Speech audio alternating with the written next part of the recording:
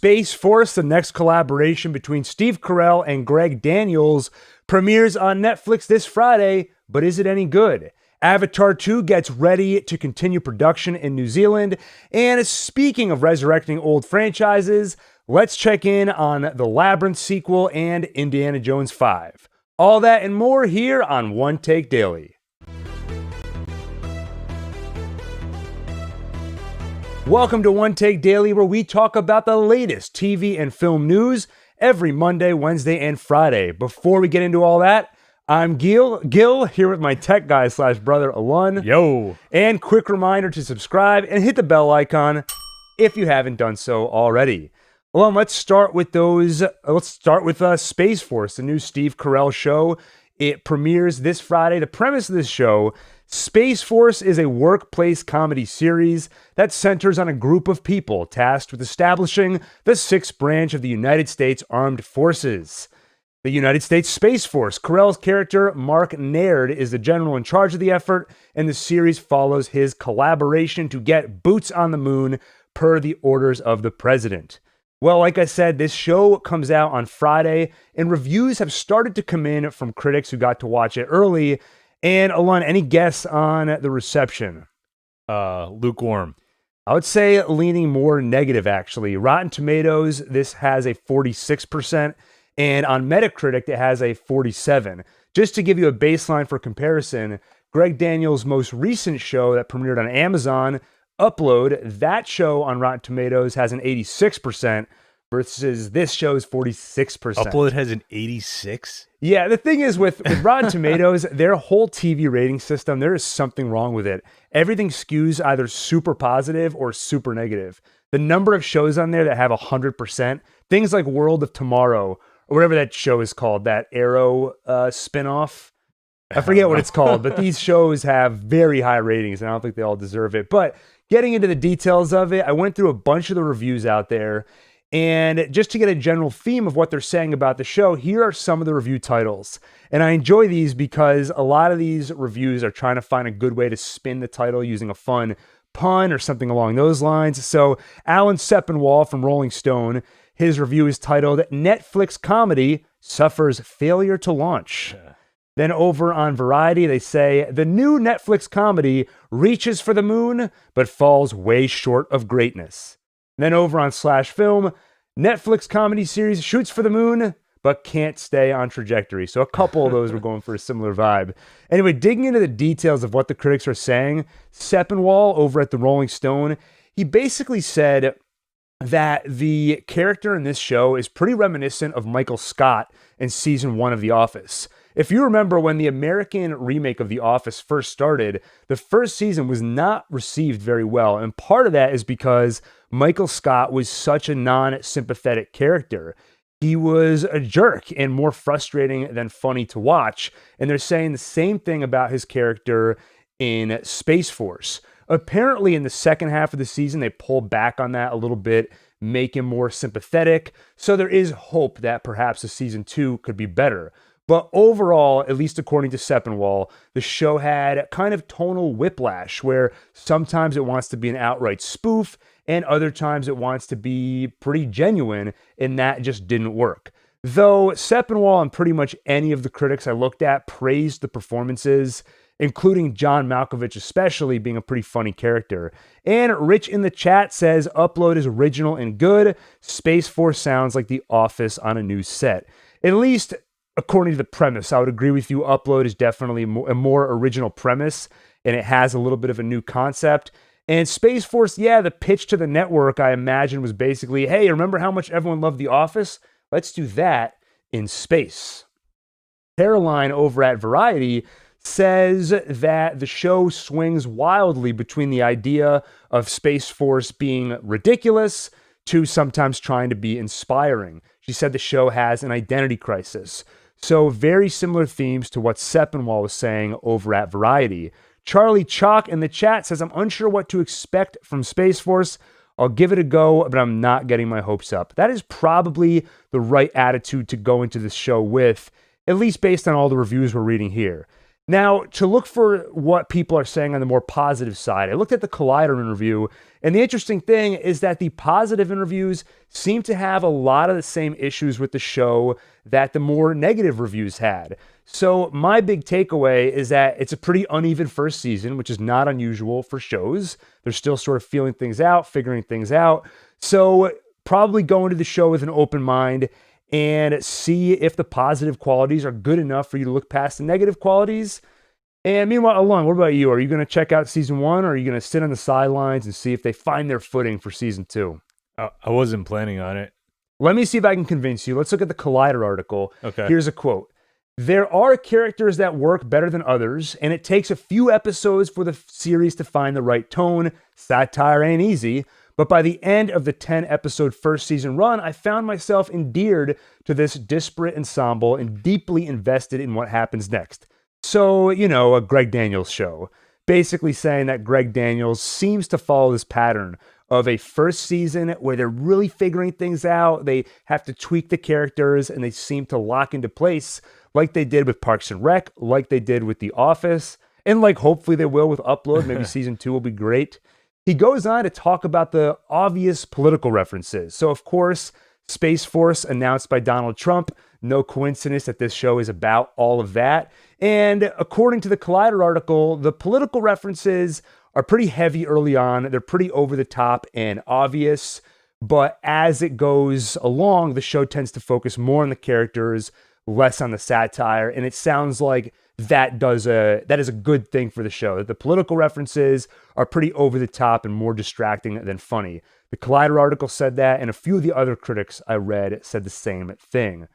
That was one thing I was curious about going into this, and I'm pleased to hear that the political references sort of died down in the second half of the season. Because at least for me, I'm not a big fan of political satire generally. I feel like politics are ridiculous enough as it is. I don't need a satirized version of them. I don't need to see more of them outside of just the news. Anyway, so Alon, you already said you're probably not planning to check out season 1.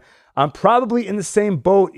For me to check out a straight up comedy, I'm usually not a big fan. It takes a lot to win me over. So unless Rich or Charlie Chalk in the chat check it out and report back that it's a great show, I'll probably skip it for now until we hear better things or if it improves in season 2.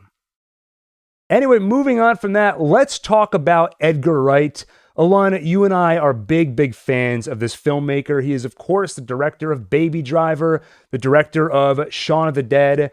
Well, his next film is going to be a little bit different than the previous movies he made. It's titled Last Night in Soho. Up until recently, all we knew about it is that he was straying away from comedy and was going to do a straight up, not a spoof, straight up psychological thriller / horror. It was scheduled for release September 25th, 2020.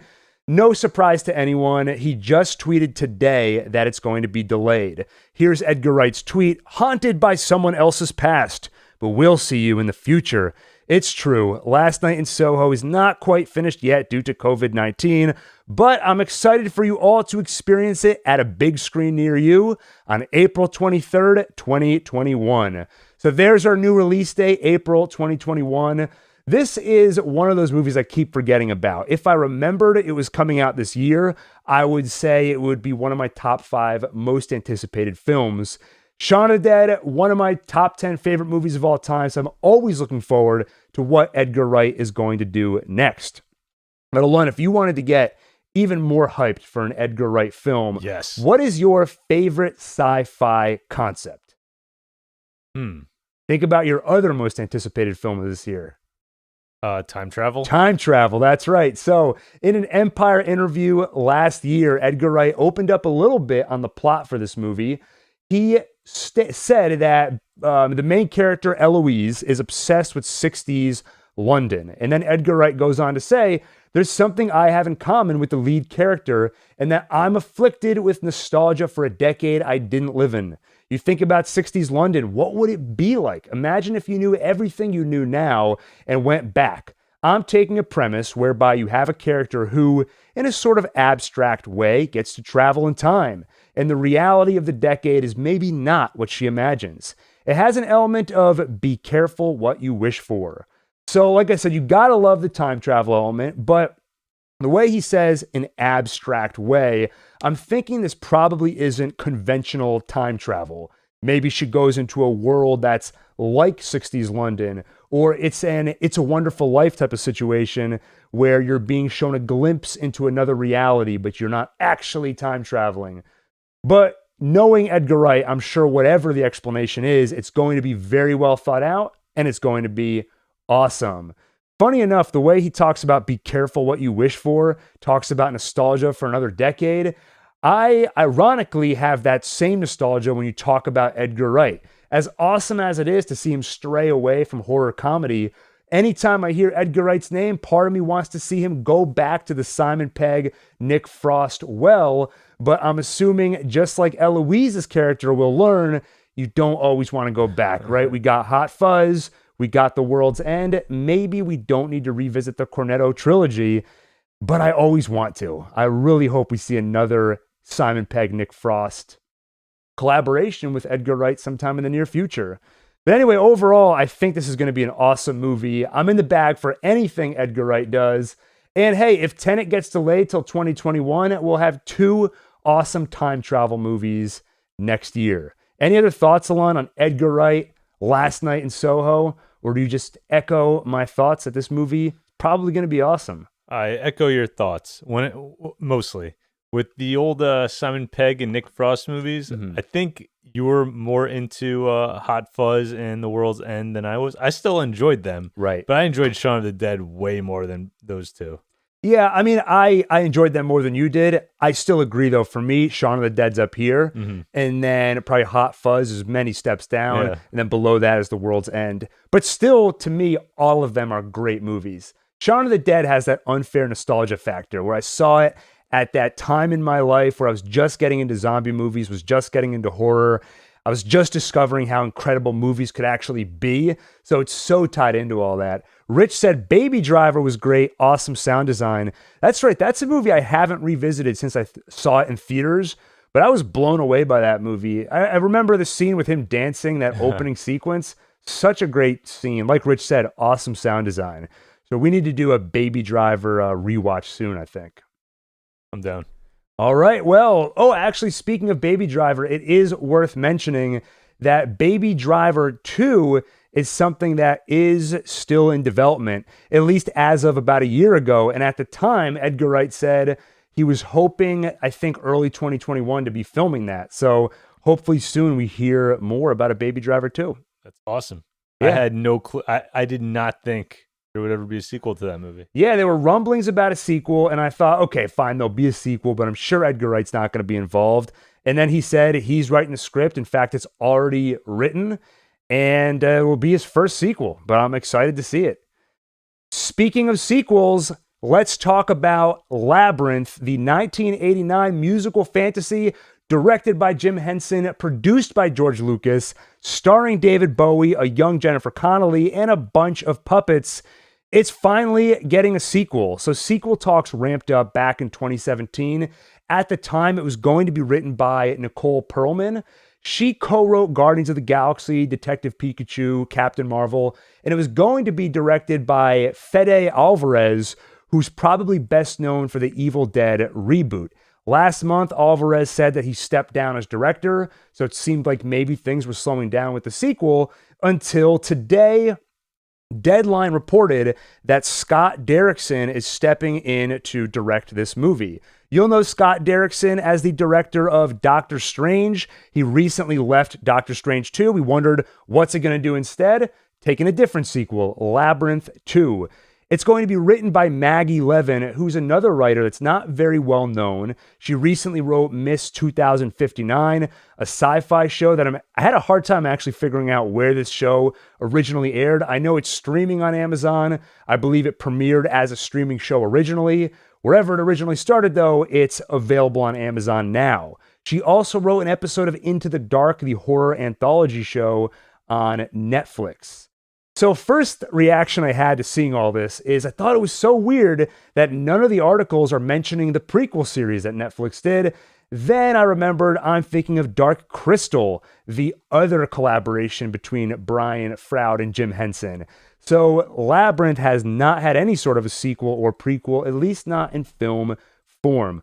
Alon, is this a movie that you've actually seen? I know I asked you this earlier today, and I already forgot your answer. No, I feel like the only times I've ever seen it was at a bar where it's like projected on the wall or something and you couldn't hear anything. Right. But that is one of many places that you would see this movie because there's so much nostalgia around this movie, such a cult following, especially because of David Bowie. So I wouldn't be surprised to walk into a bar and having it projecting in the background. Personally, I don't have a lot of nostalgia for this show. I only saw it a few years ago, and the draw for me was David Bowie. I just wanted to see and absorb everything David Bowie had any part of. So I'm kind of two minds with this sequel. On the one hand, it's kind of sad to see a property resurrected when, at least for me, and I think a lot of other people, the main draw was David Bowie. In fact, when the movie originally came out, the critics did not really like it. But across the board, I think people praised Bowie's bizarre musical numbers and his performance as the Goblin King. So it's kind of depressing that it's coming back without him, but hopefully they can find some way to live up to his legacy or respect and honor his legacy. Ultimately, though, if I were to look at the positives and the negatives, I'm curious and somewhat optimistic for this movie. Mainly because when you think puppets, you think practical effects. So one of the things I remember about this movie that really sticks out to me is just the interesting design and the aesthetic of it. If they can bring that back, that would be awesome, especially if they can bring it back with practical effects and do something that harkens back to what this movie looked like in the 80s. And when I think interesting and bizarre visuals, this director, Scott Derrickson, is not necessarily the one who would come to mind. He's best known for horror like Sinister or The Exorcism of Emily Rose. But if you think back to Doctor Strange, there were some bizarre and trippy sequences in that movie. So I do think he has it in him. And there could be something to be said about having a traditional horror director doing this movie that's geared towards children. If you bring in others into the production that can bring in that child sensibility and combine it with this person who's got an eye for horror, that could give the interesting and bizarre visual effect that I think you need for a Labyrinth sequel. Charlie Chalk in the chat says, I'm ashamed to say I've never seen Labyrinth. I love the Dark Crystal Netflix series though. I have to say, I honestly don't remember Labyrinth that well, so you can see it didn't make a big impact on me. But I know that it is very similar to the original Dark Crystal film. It came from a similar collaborative place. So if you were a fan of Dark Crystal, I'd recommend checking out Labyrinth. By the way, Alon, apparently every year there is a huge masquerade ball. It's one of the biggest in the world, thrown by fans for Labyrinth. Everyone gets in costumes and just dance the night away. I think obviously it's canceled this year, but next year I think we should do a OneTake goes to the Labyrinth Masquerade Ball, and we'll do a show from there. Okay. Maybe. We will not. If we get to 1,000 subscribers, then we'll commit to that. You mean when? When we get to 1,000 subscribers, you get the Labyrinth Masquerade Ball special. Maybe we should cut this part out so we don't have to. I don't know why you promised that. Anyway, speaking of sequels, again, let's talk about another sequel, Avatar 2. John Landau, the Avatar producer, recently spoke to RNZ, that's Radio New Zealand. If you recall, a few weeks ago, we were talking about how Avatar 2 had to put their production on hold because of coronavirus, but New Zealand released a bunch of guidelines on how to return to production safely, and they are planning to resume filming Avatar 2 shortly. Well, in the RNZ article, or in the RNZ interview, they asked him a few questions, and we got a couple of details about Avatar 2. The first thing I want to say about the interview is it sounds like John Landau really wants to make a good impression with New Zealand. So here's what he says. We feel very comfortable because of the actions of your government and also the responsibility the people took to really curb the virus here. So we feel we're coming back to the safest place in the world possible, thanks to a team of people that we've worked with. We believe we have a very thoughtful, detailed, and diligent safety plan that will keep everybody as safe as possible in these unprecedented times. So, praising New Zealand, probably praise that they deserve. And then when he was asked if he could divulge some Avatar secrets, John Landau said the following: "The only secret is not so much of a secret. It's the caliber of talent that New Zealand has and the artisans who are bringing the world of Pandora to life at a higher level and higher quality than one could ever imagine." So again, he's a big, big fan of New Zealand. Who can blame him? They gave us Lord of the Rings. But getting to the part of the interview where he actually divulges some vague story details about Avatar 2. He says, "This is the story of the Sully family and what one does to keep their family together. Jake and Neytiri have a family in this movie. They are forced to leave their home. They go out and explore the different regions of Pandora, including spending quite a bit of time on the water, around the water, in the water. I think, why do people turn to entertainment today more so than ever? I think it's to escape the world we're in, to escape the other pressures they have in their lives." So, Alon, one of the things we were wondering is what is going to be the big hook, the big draw for Avatar 2? For Avatar 1, it was the 3D, it was the motion capture, it was all that. For Avatar 2, it sounds like they've been pushing this for years. Every time Avatar 2 comes up, they really want to hype the fact that we shot a bunch of this movie underwater. So, Alon, water, is that enough to get you in the theater watching Avatar 2? Don't all the space movies already film a lot underwater? I have no idea. Maybe to get the effect of floating. Yeah. Speaking of which, Doug Liman, I believe, is filming a movie with Tom Cruise in space. So James Cameron, the water thing might have been more impressive a few years ago, but now we got people shooting in space. I don't know. I mean, when I see the movie, will I see something that is more impressive than if they just used like CGI and other effects? CGI water? Well, like, can't they pretty much accomplish the same thing without actually filming underwater? It's cool, but when I'm actually watching the movie, do they want me literally thinking about how they filmed it while I'm watching it? Right. Will it be a technical marvel where we look at this and go, wow, I can't believe they filmed this underwater? And by the way, I'm pulling up here a picture that John Landau tweeted the other day or posted on Instagram.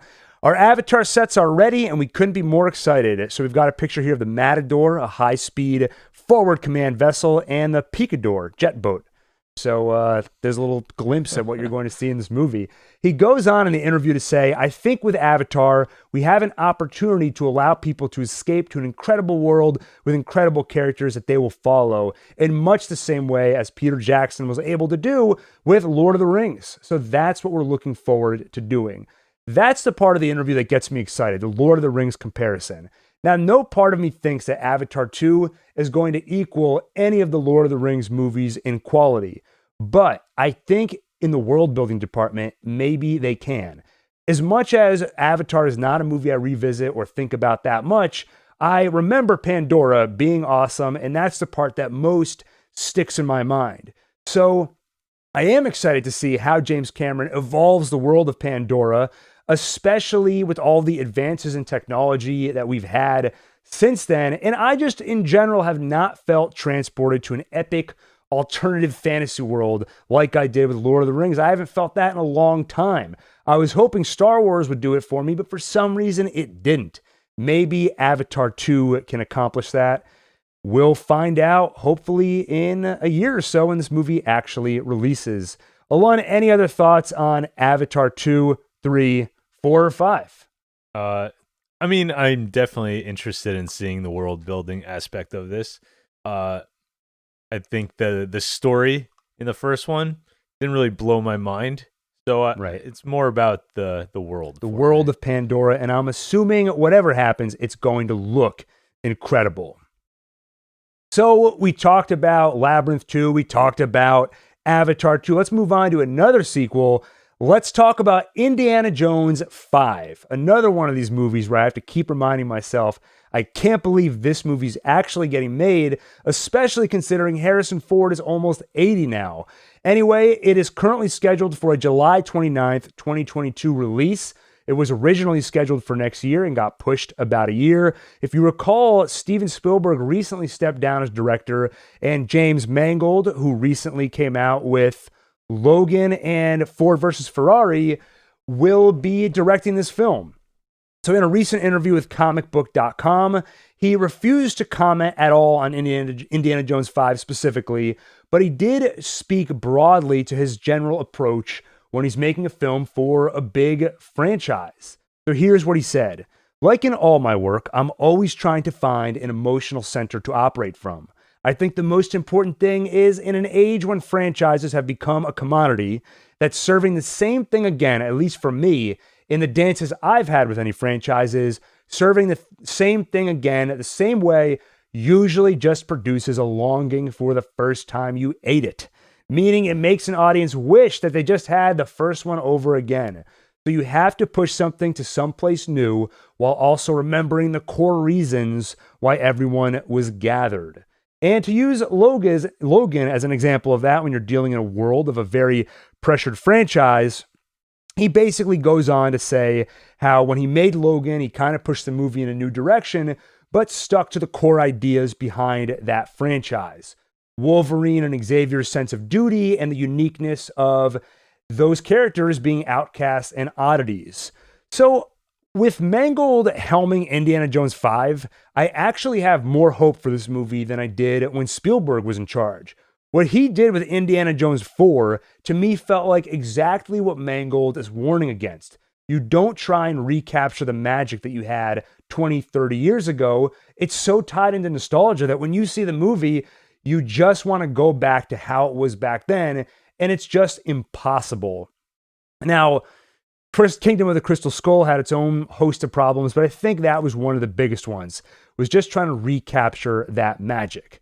So it's too early to say if Indiana Jones 5 is going to live up to the expectations of another Indiana Jones movie, but at a minimum, we can say that James Mangold is saying all the right things, right? He wants to do something new, give us something different, but still find a way to respect the core of what the franchise is about.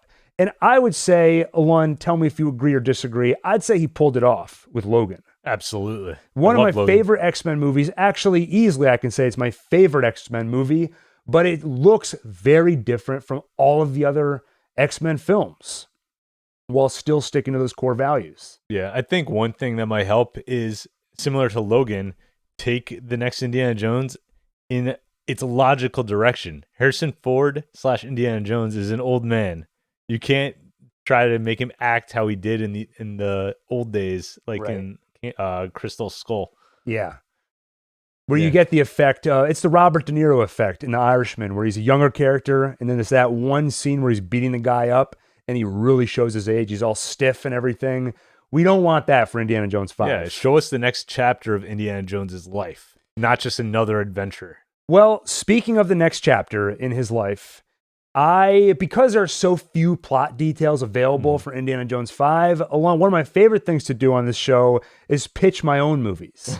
So I have my Indiana Jones 5 pitch for you, and I want to get your thoughts. Maybe if Mangold or Spielberg, either of them are watching this, I can finally get that dream job in Hollywood, and I can write the next Indiana Jones film. So first off, Kingdom of the Crystal Skull took place in 1957. So I'm going to assume that we move in real time since 1957. That would put Indiana Jones 5 in the late 60s or early 70s. And I'm going to respect that in my pitch. So Indiana Jones gets some disturbing news. Adolf Hitler survived World War II and is planning his return. But he's, pushing 80 at this point. He's in bad shape, and he's seeking the key to immortality, which turns out is in Indiana Jones' blood. Because why, Alan? Why is it in his blood? He drank from the goblet. He drank from the Holy Grail back in the Last Crusade. So the Nazis are going after Indiana Jones, and he's convinced that he needs to die, Indy. He wants to sacrifice himself so Hitler can't get his power. But Salah, played by John Rhys Davies, finally returns to the franchise and says, actually, Indiana Jones, there's another way. You can go somewhere where nobody will find you. The vacuum repair guy from Breaking Bad. No, I'm just kidding. He says you can live out the rest of your days in peace in a beautiful place, a place called Atlantis. Indiana Jones and the Search for Atlantis. And also Hitler's in it. Thoughts? That's awesome. You'd watch that movie? Hell yeah. All right, James Mangold. I hope you're listening. Anyone watching this, make sure to just tweet that premise at James Mangold over and over until he acknowledges it. Anyway, Ellen, any other thoughts on Indiana Jones 5? Nope. Same here. I think I'm hopeful for this movie. I feel dumb being hopeful for Indiana Jones 5, but I was such a fan of Logan. And if they can take that template, give us a grizzled old Harrison Ford, a grizzled Indiana Jones, but somehow still find a way to bring in the fun element, I think it can be a great movie. And I'm just curious to see where they go with it. Anyway, I think that about wraps it up for all of our news for today. I did want to mention one show I've been catching up on, Dark. Speaking of time manipulation, Alon and I are such fans of that, so we finally dove into the Netflix show Dark, and our goal is to be fully caught up before season 3 premieres at the end of next month, and we'll be able to cover it here. So anyone who's a fan of Dark, make sure you're caught up by the end of June when it releases, because we'll be doing all kinds of fun coverage, probably watch party, countdown to the Netflix release, and all that good stuff. So I think with that, I could say thanks for watching. If you enjoyed this video, make sure to hit the like button, hit the subscribe button, and of course, the bell icon so you get notified the next time we go live. Thanks for watching, and see you on the next One Take.